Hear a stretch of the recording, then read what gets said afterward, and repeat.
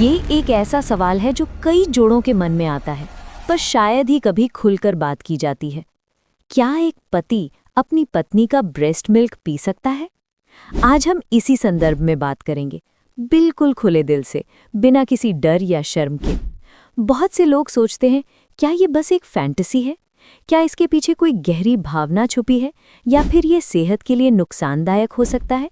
आज मैं आपके इन्हीं सवालों के बीच का सारा धुंध हटाने वाली हूँ। और हाँ, ये बातें आपकी इंटीमेसी को एक नया, गहरा आयाम दे सकती हैं। तो चलिए शुरू करते हैं। सबसे पहले सीधा जवाब, हाँ, आप पी सकते हैं।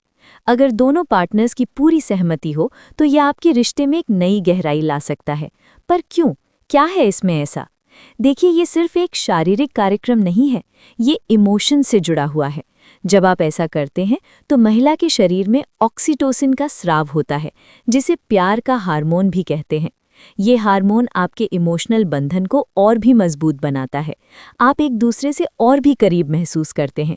लेकिन एक अहम सवाल जो अक्सर पूछा जाता है, क्या ये बीमारी को दावत दे सकता है? अगर आपकी पत्नी बिल्कुल स्वस्थ है, कोई इन्फेक्शन नहीं है, तो इसमें डरने की कोई बात नहीं। ये एक प्राकृतिक फ्लूइड है जिसमें एंटीबॉडीज होते हैं। पर हाँ, एक बहुत बड़ा पर है। आपको हमेशा अपनी पत्नी की सुविधा, उनके एहसास, उनकी राय का सम्मान करना होगा। क्या वो इससे आनंद ले रही हैं या सिर्फ आपको खुश करने के लिए सह रही हैं? यही वो बारीक रेखा है जहां आपको एक समझदार पार्टनर बनना है। कुछ चीजें ध्यान में रखनी चाहिए। पहली बात, साफ सफाई, किसी भी प्रकार के इन्फेक्शन से बचाव के लिए। दूसरी, अगर महिला के निपल्स में दर्द है, सूजन है, तो रुक जाएं।